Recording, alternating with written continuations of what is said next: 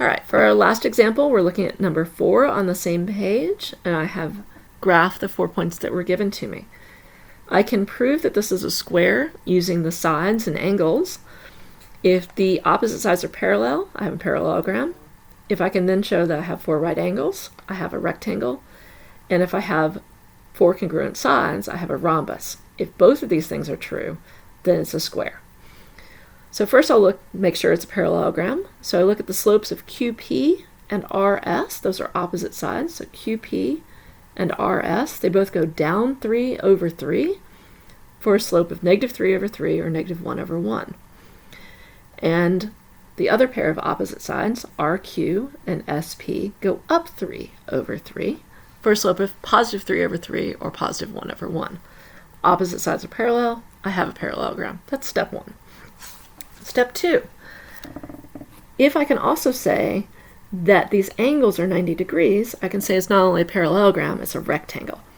So I have negative 1 over 1 for these two sides, and I have positive 1 over 1 for these two sides. Those are opposite reciprocals, so these are all right angles. So it is a rectangle. A rectangle is a parallelogram. I have to first show it's a parallelogram and then check for the 90-degree angles. All right, so I have a rectangle. I can use the distance formula for each of these 4 sides.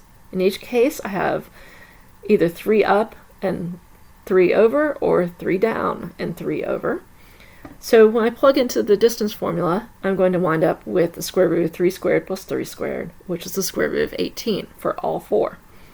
I have 4 congruent sides. That means it's a rhombus. So I have a parallelogram, which is also a rectangle and a rhombus. Since it is both a rectangle and a rhombus, I can say that it's a square. All right, so that's one way of proving it, using the sides.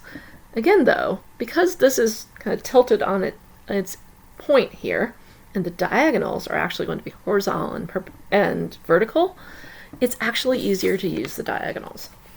Either one is completely valid, whichever you're more comfortable with. But I can use the diagonals. I can say, okay, if they bisect, it's a parallelogram. If they're congruent, it's a rectangle. If they're perpendicular, it's a rhombus. If both of these things are true, it's a square. So I'm going to call the point where they intersect point T, where the diagonals intersect. And I can just count. I can say from R to T is 3. From T to P is 3. So these two parts are the same. So it's bisected. Same thing for Q and S. From Q to T is 3, and from T to S is 3. Not only are they congruent along the same diagonal, but they're also all the same. They're all equal to 3.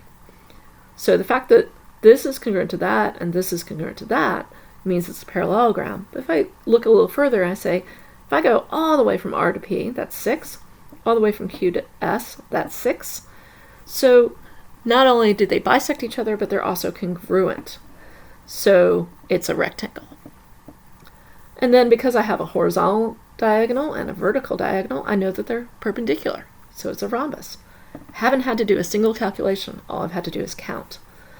So since I know it's a parallelogram, a rectangle, and a rhombus, both of these things are true, then the most specific name is that it's a square.